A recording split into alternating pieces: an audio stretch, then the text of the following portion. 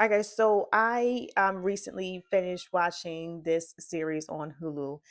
It's called Dear Killer Nannies, and so I don't know if you guys have watched. If you guys watched it, let's talk about it. So this series is about it's the story. Another story about Pablo Escobar, but it's from the perspective of his son Juan Pablo Escobar. So this is a different perspective of of I don't want to. It's not even about. It's really not about Pablo Escobar's life. It's really about Juan Pablo. So we're getting to see a different perspective from that lifestyle. So you're getting a little bit personal into Pablo Escobar's life in a sense from his son's point of view.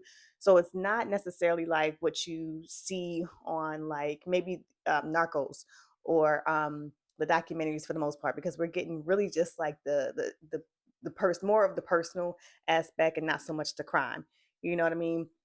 And Dear Killer Nannies is basically kind of like showing. So Juan Pablo has at him being a kid and stuff like that, you're getting to see his things from his point of view, but he has these nannies that are raising that are pretty much his only friends.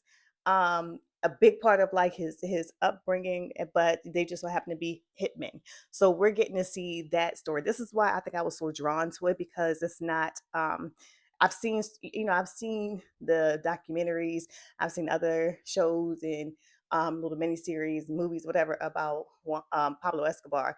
So it's like you kind of already know what the story is about. You've heard all the things that he's done, but one is what drew me, because of the simple fact that like we're seeing personal from the eyes of his son, and it's being narrated by Juan Pablo too. So it feels authentic. So throughout the series, this is his group of nannies right here. It's about six of them, and so they, like I said, they're all hitmen.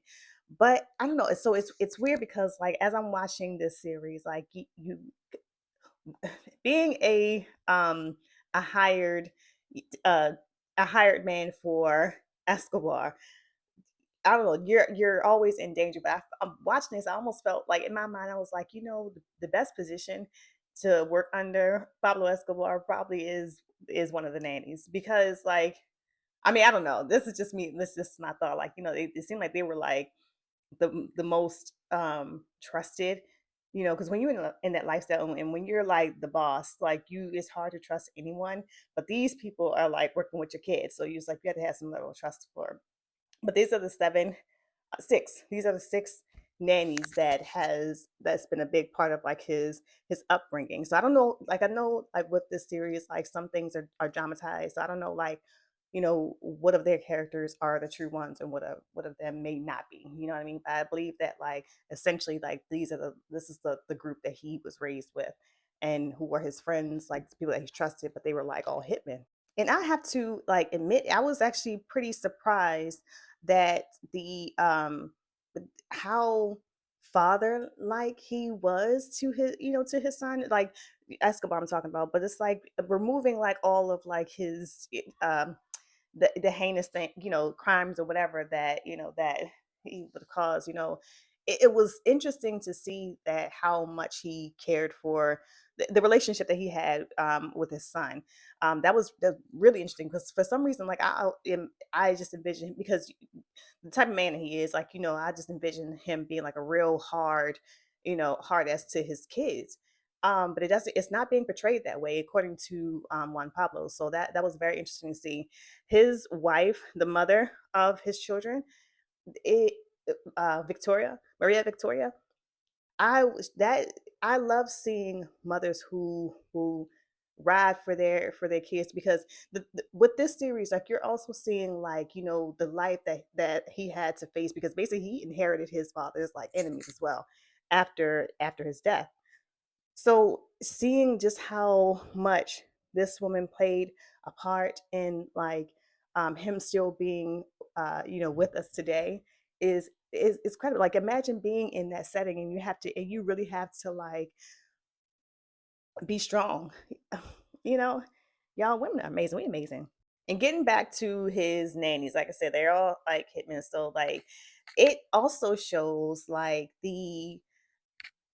I don't know, like the personal feelings, the personal lives of these people that are hired as like hitmen. It kind of humanizes them, a bit too, because like we only know like for real, like they, the crimes that they have committed, which are pretty bad. But just get to seeing like the backstory with it, it's crazy. I felt so bad for this nanny. They call him Tina. I felt really bad for him. Also felt bad for these two. Well, I mean, they all they humanize us. We get to see like the humans that are behind the guns.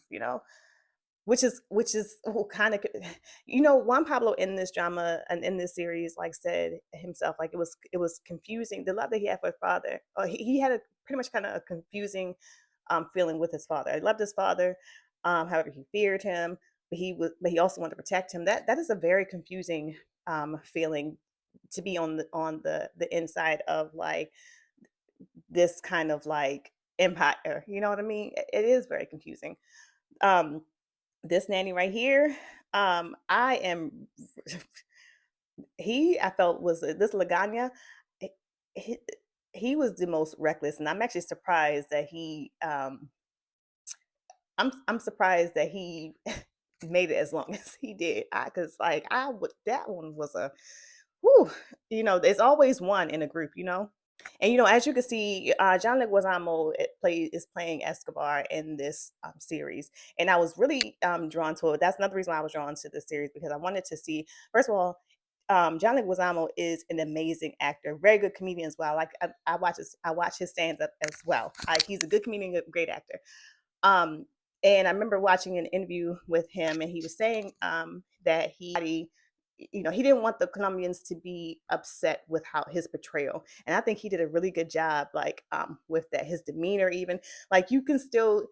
John Leguizamo has such an accent that you can still kind of hear it there, but you get the gist, like his demeanor, um, his expression. I think he did a really good job portraying this character.